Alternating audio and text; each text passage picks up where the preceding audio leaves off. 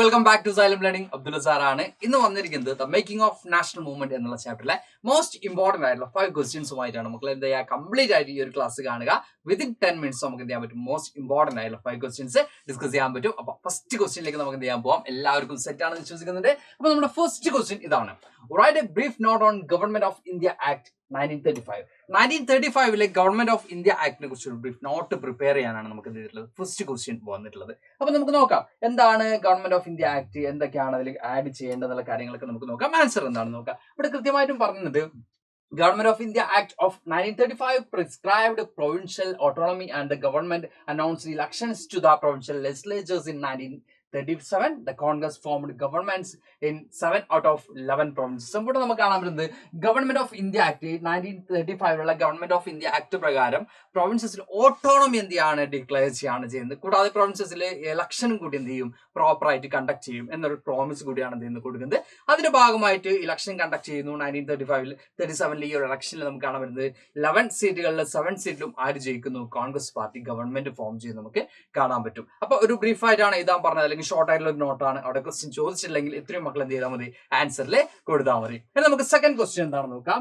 Yes, നമ്മുടെ second question ഇതാണ്. Why did Mahatma Gandhi break the salt law? എന്തുകൊണ്ടാണ് മഹാത്മാഗാന്ധി സാൾട്ട് ലോ ബ്രേക്ക് ചെയ്ത് എന്താ പറയുക, നമുക്ക് കാണാൻ പറ്റും സിവിൽ ഡിസോബിഡിയൻ മൂവ്മെന്റ് എന്ന് പറയുന്ന മൂവ്മെന്റിന്റെ ഭാഗമായിട്ടാണ് പാർട്ടായിട്ടാണ് മഹാത്മാഗാന്ധി എന്ത് ചെയ്തിട്ടുള്ളത്, സാൾട്ട് ലോ ബ്രേക്ക് ചെയ്തിട്ടുള്ളത് നമുക്ക് കാണാൻ പറ്റും. ടു ലിഫ്റ്റ് സോൾട്ട് ടാക്സ് എന്നതായിരുന്നു മഹാത്മാഗാന്ധി മുമ്പോട്ട് വെച്ച സ്ലോഗൻ. ഉപ്പ് നികുതി എടുത്തു കളയുക എന്ന ഡിമാൻഡ് ആയിരുന്നു ആരും മുമ്പോട്ട് വെച്ചിരുന്നത്, മഹാത്മാഗാന്ധി മുമ്പോട്ട് വെച്ചിരുന്നത് നമുക്ക് കാണാൻ പറ്റും. അപ്പൊ അതിന്റെ ഭാഗമായിട്ട് എന്തുകൊണ്ടാണ് മഹാത്മാഗാന്ധി സാൾട്ട് ലോ ബ്രേക്ക് ചെയ്തത് എന്നുള്ളതാണ് ക്വസ്റ്റ്യൻ വന്നിട്ടുള്ളത്.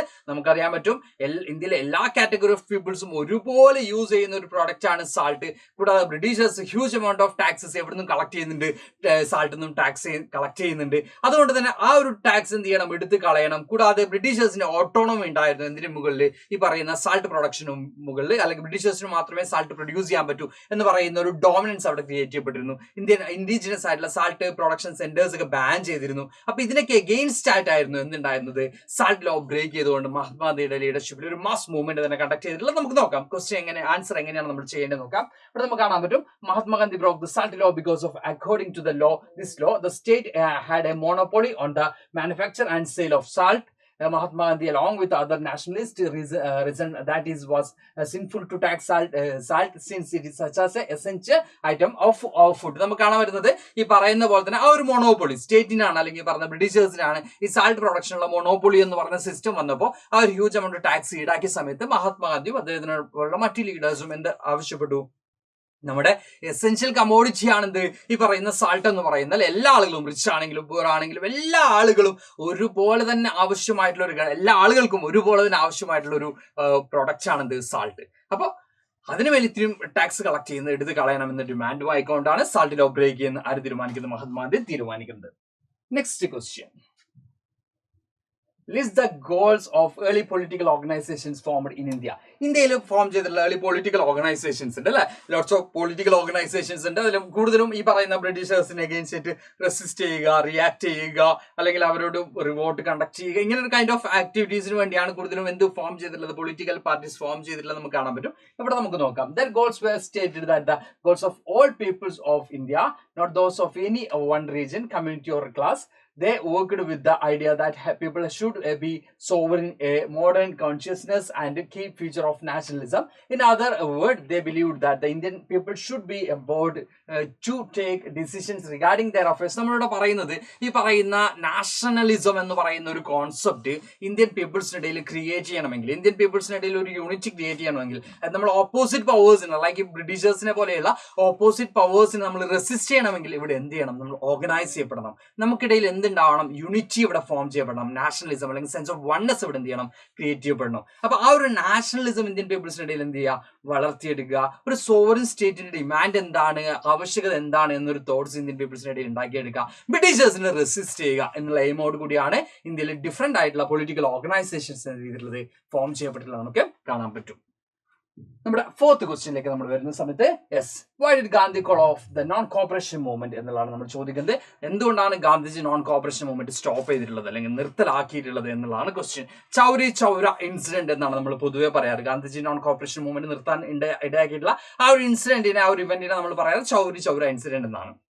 ഉത്തർപ്രദേശിലെ ചൗരി ചൗര എന്ന വില്ലേജിലെ ഒരു പോലീസ് സ്റ്റേഷൻ എന്ത് ചെയ്യാണ്, ഗാന്ധിജിയുടെ ഫോളോവേഴ്സ് ആയിട്ടുള്ള അല്ലെങ്കിൽ പറഞ്ഞ റെബല്യൻസ് ആയിട്ടുള്ള ആളുകൾ എന്ത് ചെയ്യാണ്, അറ്റാക്ക് ചെയ്യാണ്. അതിനെ തുടർന്ന് ഏകദേശം 22 പോലീസ് പേഴ്സൺസ് എന്ത് ചെയ്യാണ്, ഇവിടെ കില്ല് ചെയ്യപ്പെടുകയാണ് ചെയ്യുന്നത്. അപ്പോൾ ഈ ഒരു സിറ്റുവേഷനിൽ ഗാന്ധിജി റിയലൈസ് ചെയ്യാണ് എന്റെ ഫോളോവേഴ്സിന് പ്രോപ്പറായിട്ടും നോൺ വയലൻസ് എന്ത് ചെയ്തിട്ടില്ല, കൃത്യമായിട്ടും അവർക്ക് അത് എന്താണ് അതിന്റെ ഐഡിയോളജി എന്ന് മനസ്സിലായിട്ടില്ല. ബിക്കോസ് ഗാന്ധിജി മുമ്പോട്ടേക്കുന്ന ഐഡിയോളജി എന്ന് പറയുന്നത് നോൺ വയലൻസ് ആണ്, അഹിംസയാണ്. പക്ഷെ അവിടെ അത് ബ്രേക്ക് ചെയ്യപ്പെട്ടിരിക്കുന്നു എന്നൊരു തോട്ട് ആർക്കുണ്ടാവുന്നു, ഗാന്ധിജിക്ക് ഉണ്ടാവുന്നു. നമുക്ക് നോക്കാം എന്താണ് കറക്റ്റ് ആൻസർ ഇവിടെ വരുന്നത്. നമുക്ക് നോക്കാം. Mahatma Gandhi was against violent movement. He abruptly called off the non-cooperation movement when in February 1922 a crowd of peasants set fire to a police station in Chowri Chowra. 22 policemen were killed on that day. The peasants were provoked because the police had fired on their peaceful demonstration. അതായത് പെസൻസ് police station attack ചെയ്തു, 22 policemen അവിടെ kill ചെയ്യപ്പെട്ടു ചൗരി ചൗര എന്ന് പറഞ്ഞ വില്ലേജിനും. പക്ഷെ പെസൻസ് വെറുതെ പോയിട്ട് എന്ത് ചെയ്തല്ല, പോലീസ് സ്റ്റേഷൻ അറ്റാക്ക് ചെയ്തല്ല. അതിന് പിന്നിൽ എന്തുണ്ട്, ഒരു റീസൺ ഉണ്ട്. പെസൻസിനെ പീസ്ഫുൾ ആയിട്ടുള്ള അവരുടെ ഡെമോൺസ്ട്രേഷൻ, അവരുടെ സമാധാനപരമായിട്ടുള്ള സമരങ്ങളെ എന്ത് ചെയ്തു, ഈ പറയുന്ന പോലീസ് ഓഫീസേഴ്സ് എന്ത് ചെയ്തു, വളരെ ഫയറൊക്കെ ചെയ്തുകൊണ്ട് ക്രൂവൽ ആയിട്ടാണ് എന്ത് ചെയ്തിരുന്നത്, ട്രീറ്റ് ചെയ്തിരുന്നത് നമുക്ക് കാണാൻ പറ്റും. അപ്പൊ സപ്രസ് ചെയ്തിരുന്ന് നമുക്ക് കാണാൻ പറ്റും. അതിന് എഗെയിൻസ്റ്റ് ആയിട്ടാണ് പെസൻസ് എന്ത് ചെയ്യുന്നത്, പോലീസ് സ്റ്റേഷൻ അറ്റാക്ക് ചെയ്യുന്നത്. പക്ഷെ ഗാന്ധിജിയുടെ ഐഡിയാസ് അവിടെ വയലേറ്റ് ചെയ്യപ്പെട്ടു. ഗാന്ധിജി മുമ്പോട്ടുള്ള ഒരു എന്തുണ്ട്, പോളിസി അവിടെ വയലേറ്റ് ചെയ്യപ്പെട്ടു. ഗാന്ധിജി പറഞ്ഞു മതി, നിർത്തിക്കോ, നോൺ കോപ്പറേഷൻ മൂവ്മെന്റിന് മുമ്പോട്ട് പോകാൻ പറ്റില്ല. എന്റെ ഫോളോവേഴ്സിന് എന്താണ് നോൺ വയലൻസ് എന്ന് മനസ്സിലാക്കിയതിനു ശേഷം മാത്രമേ ഞാൻ ഇത് എന്ത് ചെയ്യൂ, കണ്ടിന്യൂ ചെയ്യൂ എന്നാണ് ഡിസൈഡ് ചെയ്യാണ് ഗാന്ധിജി ഡിസൈഡ് ചെയ്യാണ്. Then we are going to our last question. നമ്മുടെ അഞ്ചാമത്തെ ക്വസ്റ്റ്യനിലേക്ക് നമ്മൾ വരുന്ന സമയത്ത്, what is the main reason of boycott Simon Commission? Simon Commission Indians എന്ത് ചെയ്തിട്ടുണ്ട്, ബോയ്ക്കോട്ട് ചെയ്തിട്ടുണ്ട്. അതിനുള്ള റീസൺ എന്താണ് എന്നുള്ളതാണ് ക്വസ്റ്റ്യൻ വന്നിട്ടുള്ളത്. ഇവിടെ നമുക്ക് കാണാൻ പറ്റും, ഇന്ത്യയുടെ പൊളിറ്റിക്കൽ ഫ്യൂച്ചർ ഡിസൈഡ് ചെയ്യാൻ വേണ്ടിയാണ് ബ്രിട്ടീഷേഴ്സ് ആരെ സെൻഡ് ചെയ്തത് ഇങ്ങോട്ടേക്ക്, സർ സൈമന്റെ ലീഡർഷിപ്പിൽ ഒരു കമ്മീഷൻ ഇങ്ങോട്ടേക്ക് അയക്കുന്നത്. പക്ഷേ ഇന്ത്യൻ പൊളിറ്റിക്കൽ ഫ്യൂച്ചറും കോൺസ്റ്റിറ്റ്യൂഷനൊക്കെ പ്രിപ്പയർ ചെയ്യാൻ വേണ്ടിയൊക്കെയാണ് ഈ ഒരു കമ്മീഷൻ ഇന്ത്യയിലേക്ക് സെൻഡ് ചെയ്യുന്നെങ്കിലും അൺഫോർച്ചുനേറ്റ്ലി അതിലെ മെമ്പേഴ്സിനിടയിൽ ആരില്ല, ഒരു ഇന്ത്യൻസും ഇല്ല എന്നുള്ളതാണ് റിയാലിറ്റി. അതായത് ഒരു കമ്മീഷൻ ഫോം ചെയ്യുന്നു, ഇന്ത്യയുടെ പൊളിറ്റിക്കൽ ഫ്യൂച്ചർ ഡിസൈഡ് ചെയ്യാൻ വേണ്ടിയാണ് ആ കമ്മീഷൻ ഫോം ചെയ്യുന്നതെങ്കിലും അവിടെ എന്തില്ല, ഇന്ത്യൻ മെമ്പേഴ്സ് ഇല്ല എന്നുള്ളത് ഒരു റിയാലിറ്റിയാണ്.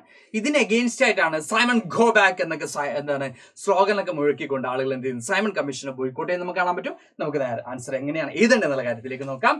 In 1927, the British government in England decided to send a commission headed by Lord Simon to decide India's political future. The commission had no Indian representative. ഇതാണ് കാരണം. ഓക്കെ, എന്തുകൊണ്ടാണ് boycott എന്ന് വെച്ചാൽ the commission had no Indian representative. The decision created an outrage in India. All political groups decided to boycott the commission. When the commission arrived, it was met with the demonstration with banners saying Simon go back. അപ്പോൾ ഈ ഒരു commission ഇന്ത്യയിലേക്ക് വരുമ്പോൾ ഇന്ത്യയിൽ ഒരു Indian പേഴ്സണും ഇല്ല എന്നുള്ളതാണ് reality. അതായത് ഈ ഒരു കമ്മീഷനിൽ ഇന്ത്യൻ മെമ്പേഴ്സ് ഇല്ല. ഇന്ത്യയുടെ പൊളിറ്റിക്കൽ ഫ്യൂച്ചർ ഡിസൈഡ് ചെയ്യാൻ വേണ്ടിയാണ് ഈ ഒരു കമ്മീഷൻ ഫോം ചെയ്തിട്ടുള്ളത്. അത് മനസ്സിലാക്കണമെങ്കിൽ ഇന്ത്യയുടെ പൊളിറ്റിക്കൽ ലീഡേഴ്സിനെ കൂടി എന്ത് ചെയ്യണം, അതിൽ ഇൻക്ലൂഡ് ചെയ്യണം. പക്ഷെ അതില്ല.